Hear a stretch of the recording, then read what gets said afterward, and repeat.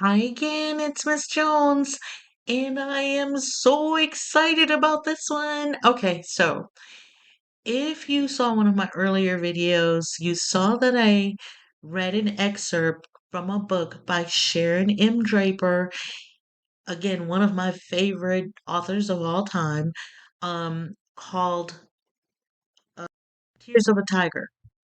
And in that video, I told you that Tears of a Tiger was part of a trilogy. So today I am going to read an excerpt from book two, which is Forged by Fire.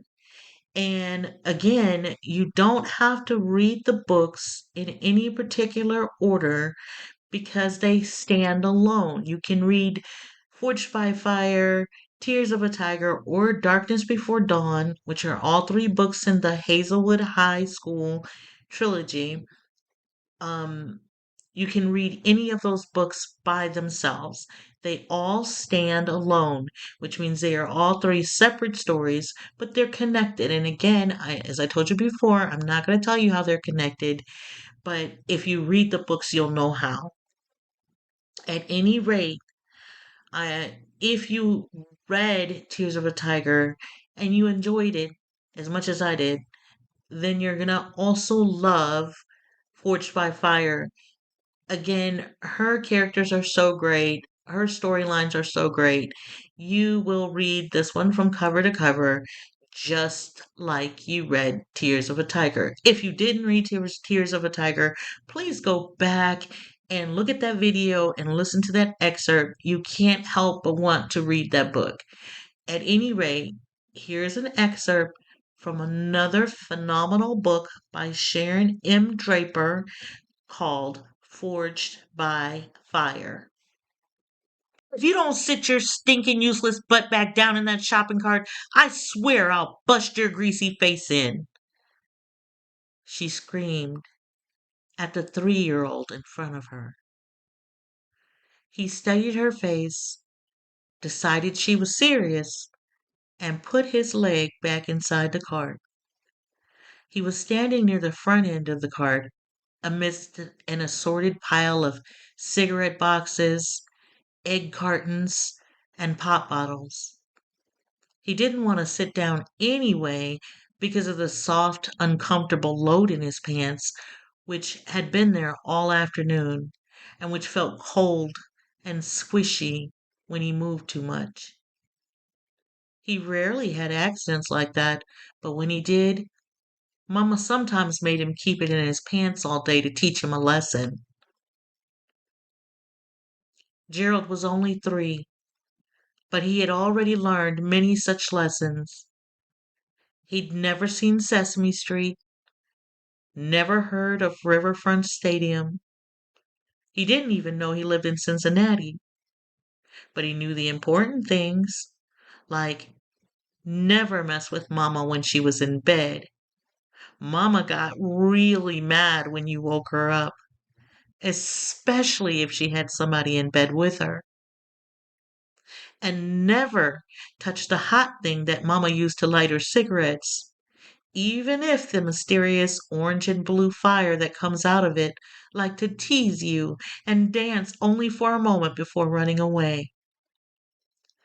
Mama had once caught Gerald playing with the lighter, and she made the fire come out, and she held his hand right over the flame. It wasn't his friendly fire dancer, though, but a cruel red soldier that made his hand scream and made him dizzy with pain, and he could smell something like meat Mama cooked, but it was his hand. When she stopped, she had washed his hand with cool water and soothed him with warm hugs and wrapped with salve and bandages the place where the fire soldier had stabbed him. She told him that she had done it for his own good and to teach him a lesson. He had tried to tell her that he was just trying to find the fire dancer, but she wasn't listening, and he had given up, thankful for the hugs and the silence. One other lesson that Gerald had learned was never, never stay near Mama when she sniffed the white stuff. She got it from a man named Leroy who smelled too sweet and smiled too much. When he leaves, you hide behind the couch and hope Aunt Queen comes over because sometimes Mama yells and gets her belt or her shoe and hits and hits and hits, and sometimes she just goes to sleep on the floor and it gets dark and you cry and your tummy feels tight and hurty, but at least there's no shoe to run away from. Once Aunt Queen had found Gerald curled up behind the couch, sucking his thumb. His pajamas were soaked and smelly, and he was shivering and hungry. Mamma had been gone all day. She had told him not to leave the room, and he had really, really tried to be good, but he was so cold, so very cold. Aunt Queen had taken him to her apartment and given him a warm bath and a bowl of hot soup and some warm fuzzy sleepers, even though she had to pin the back of them so they wouldn't fall off. Then Mamma had come, and she and Aunt Queen had yelled and screamed so much that Gerald had to hold his ears while he lay curled at the foot of the bed. Finally, Mamma started crying, and Aunt Queen was saying stuff like, "I know, honey," and Gerald knew he was going back home. That night, Mamma had hugged him and kissed him and held him close until he fell asleep. Gerald had felt so warm and special and golden, he wanted to feel like that forever. He knew his Mamma loved him. She had bought him a G.I. Joe man last week, and it wasn't even his birthday or Christmas or anything. And most days she combed his hair and dressed him in clean clothes and told him to say, "Yes, ma'am," to grown folks. And sometimes on really good days, she would hug him and say, "You know you're my best baby boy, don't you, Gerald? You know you're my baby, don't you?" And he would smile, and that warm golden feeling would start at his toes and fill him all the way up to his smile. Even though Mama had yelled at him, today was a good day. Mama always yelled. It was no big deal. Some days he yelled back at her. Then she would slap him, and he'd cry, and he'd cuss at her, and then she would slap him until his head hurt. So mostly he ignored her. But today was a good day, a shiny day, he thought. The sun was bright gold outside against a clear blue sky. And inside the grocery store, there were so many colors and sounds and lights that Gerald just grinned. It was always crowded when they went out. Other children would be in carts also, and they would have to pass very close to each other. Gerald liked to pretend he was driving a big, fine silver car down the expressway. Sometimes the cart would be a tank as he passed cautiously through rows of armed cling peaches and silent sentinels that looked like boxes of frosted flakes. And at the checkout lane, the armies rolled smoothly down the long black road that disappeared under the counter.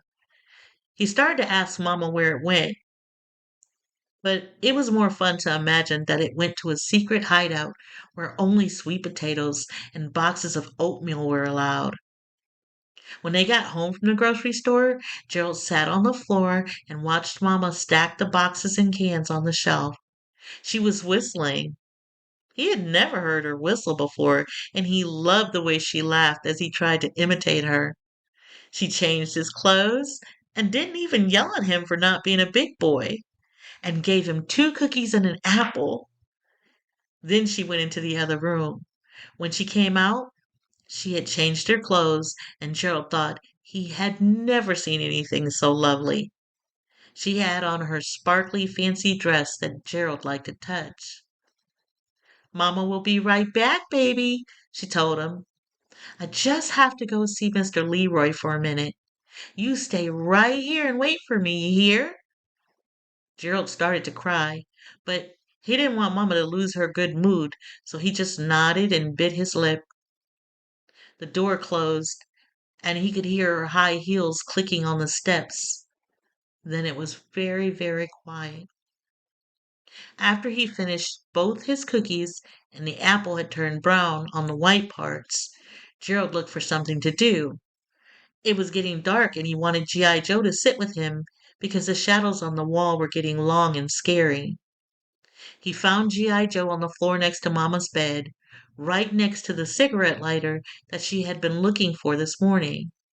Gerald picked it up, and for a time he used it as a gun for Joe, and then it was a log for Joe to jump over, and then it was an enemy for Joe to attack. Finally, Gerald started idly flicking the little red handle. At first, it just made a scratchy sound, and the smell made him cough and remember how he got that brown place in the palm of his hand. Then he remembered the tiny fire dancer, and he wondered if it still lived in there with the fire sword soldier.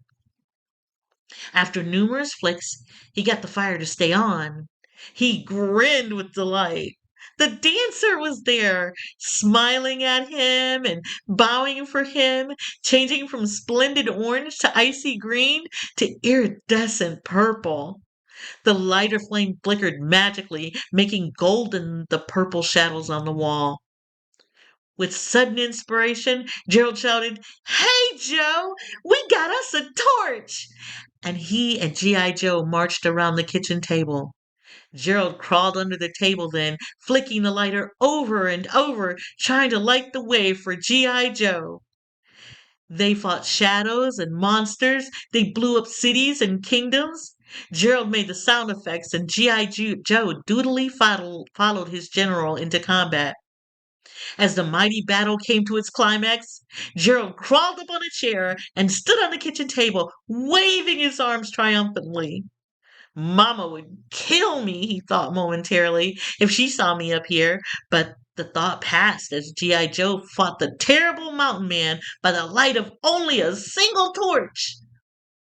Suddenly, the tiny light of G.I. Joe's torch was huge and bright as the tip of one curtain in the window touched the flame. Gerald heard a loud whoosh, and then he turned in terror to see the whole window covered with harsh red flames that crawled and licked and jumped along the windowsill. Gerald scrambled down from the table and ran to his hiding place behind the couch. Mama said stay right here and wait for her, he told himself. I know she'll be here in a minute. He peeked around the corner of the sofa and watched the flames consume the boxes of cereal and macaroni that Mama had just bought.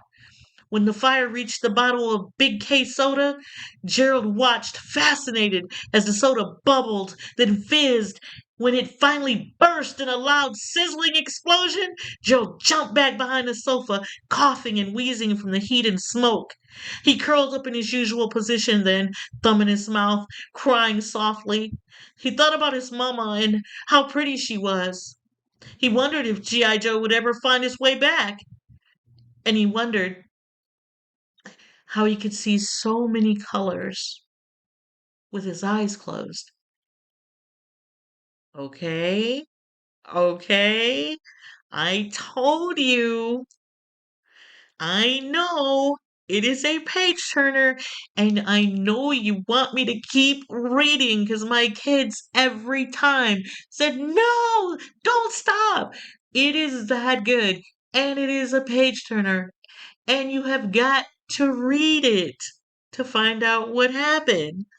So I'm going to drop the author's page in the description box along with a link to the purchase the book on Amazon.